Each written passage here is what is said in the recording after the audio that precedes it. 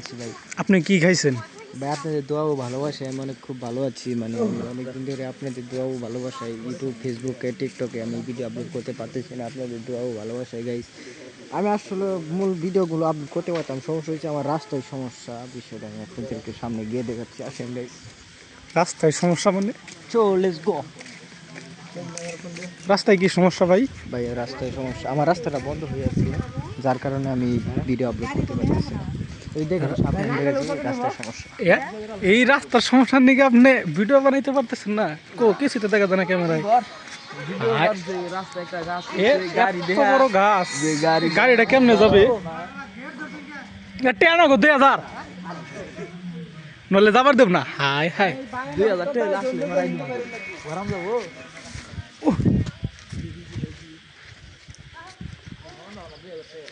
এ 2000 টাকা ঘরে দিন যাবো, সমস্যা নাই।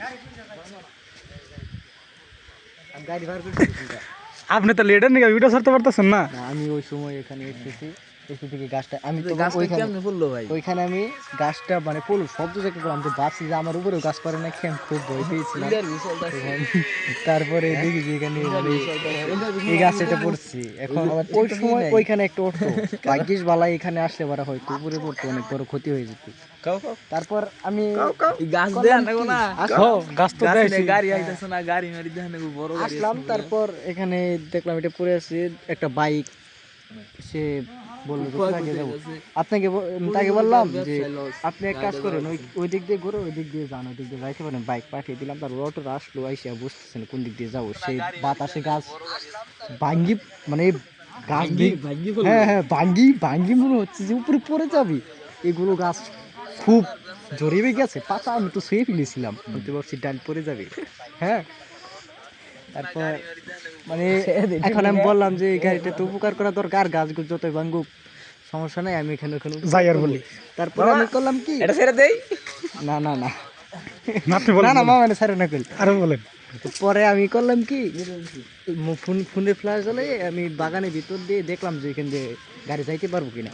ওটা আমি ঘুরান দিয়ে দেখে এসে ড্রাইভারকে বললাম আমার সাথে আসলাম। তারপর সে আমার সাথে আসলো, তাকে আমি ভিতর দিয়ে নিয়ে, আমি মাঝখানে একটা গাতা ছিল, যে গাতাকে আপনি পার করতে পারবেন, না করতে পারলে বলেন, আমি একটু ওই দিক দিয়ে ঘুরেই করবো, এখানে একটি গাতা আছে। তারপর আমি তাকে সেই গাতাটি দেখানোর পর সে বললো সমস্যা নেই, আমি এটা পার করতে পারবো, তুমি দেখো সামনে তাহলে যাইতে পারবো কিনা। তার বলো আচ্ছা তাহলে আসতে দেখেন, আমি দিক দিয়ে দেখতেছি। তারপর আমি দিক দিয়ে দেখে আমি তাকে যেখান দিয়ে এই যে দেখেন এইদিকে এইখান দিয়ে গাড়িটি বের করে দিই, এদিক দিয়ে হ্যাঁ হ্যাঁ হ্যাঁ গাছটা ওই যে ওইখানে পড়ে আছে, এখানে পড়ে আছে। যাওয়াটা আসতে পারতেছে না। আমি এই দিক দিয়ে তাকে রাস্তাটি দেখে দিচ্ছি, সে বের হয়ে গেছে।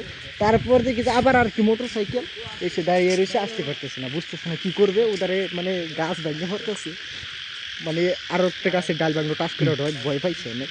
সে মনে হয় বাইক রেখে তেও দিত। আমি বললাম এদিক দিয়ে যান, এদিক দিয়ে যেতে পারবেন, খুব দ্রুত চলে যান। সে ওই দিক দিয়ে চলে আসলো। পরে আমি বেশ ভালোই কিছুক্ষণ এখানে ছিলাম, আরও দু একটা গাড়ি আসছে, এভাবে পার করে দেওয়ার পর ভাবলাম যে যেভাবে ঝড়ি চলতেছে গাড়ি আসলে আমি ওইখানে সীমাবদ্ধ করে দেবো, যে যায় না সামনে গাছ ভাঙতেছে এবং গাছ ভেঙে রাস্তার মাঝখানে পড়ে একটু যাইতে পারবেন। তারপরে আসলে যাই দেখি আসলে একটা অটো আসতেছে, তাকে বললাম যে যায় না, কিছুক্ষণ পরে যাও, গাছ একটু ঝড়ি মরি থামুক তারপর যাও। সেটা আমাদের ফিল্ম ভাই, আমাদের এলাকারই চৌধুরী ও বড় ভাই। তাকে বলার পর সে বসলো, বলো তাহলে কিছুক্ষণ পরে যায়, গাছের চোরটা একটু কমো। তারপর সে কিছুক্ষণ পর মনে হয় চলে আসছে, মোটামুটি এখান দিয়ে একটা রাস্তা হয়ে গেছে এখন।